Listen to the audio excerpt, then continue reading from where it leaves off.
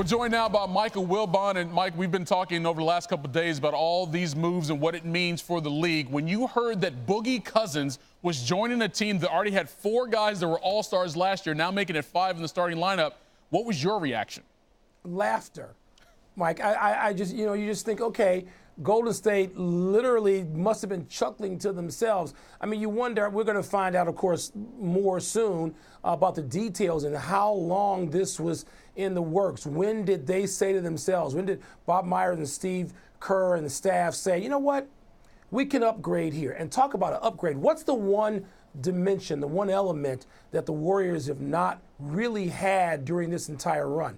A dynamic big man. A big man who, brings more than just a specific element. They would plug and play. We're going to bring in a guy who's a better passer now, bring in a better defender, bring in somebody who can, play some pick and roll. No.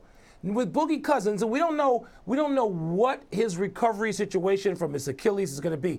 People have come back frequently now, increasingly, from ACL tears and torn up knees and all dimensions. But the ACL has given a lot of people problems that they don't recover from still. If Boogie Cousins can come back and be mostly himself, he brings something in that position that the Warriors have not had, and they must be chuckling to themselves now. Yeah, Cousins was averaging 25 points, 13 rebounds, and 5 assists before he tore that Achilles tendon back on January 26. So much of the reaction, Mike, that I've seen so far, at least in social media, so take that with a grain of salt, has been overreaction, especially from fans that aren't from the Bay Area, saying that you do this, you're just ruining the NBA. The season's not worth watching anymore because they're going to win another title. What say you to the overreaction that we seem to be getting from saying that this is actually ruining the NBA?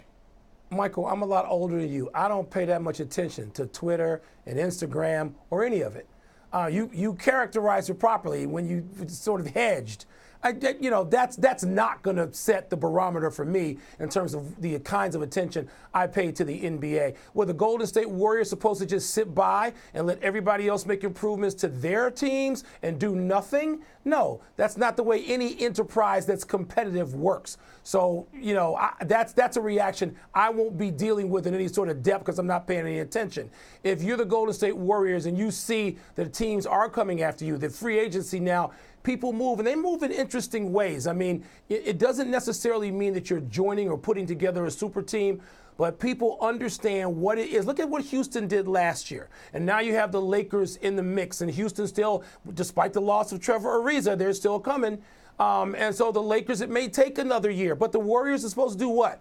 Say, oh, we don't want to get too far ahead of the field. We don't want to lap anybody, so we're just going to worry about social media and stand pat.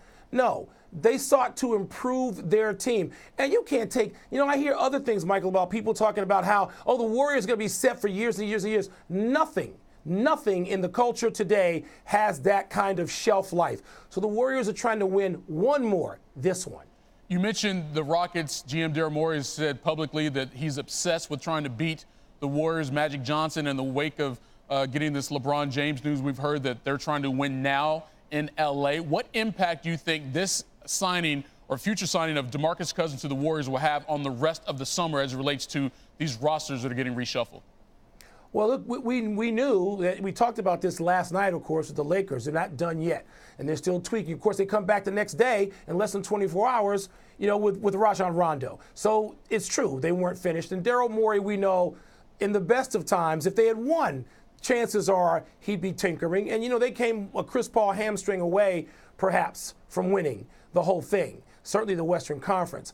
And so I don't know that this ups the ante for them. I still think they looked at the Warriors as something that was out there that they had to reach out and grab. The Lakers knew that starting almost from scratch.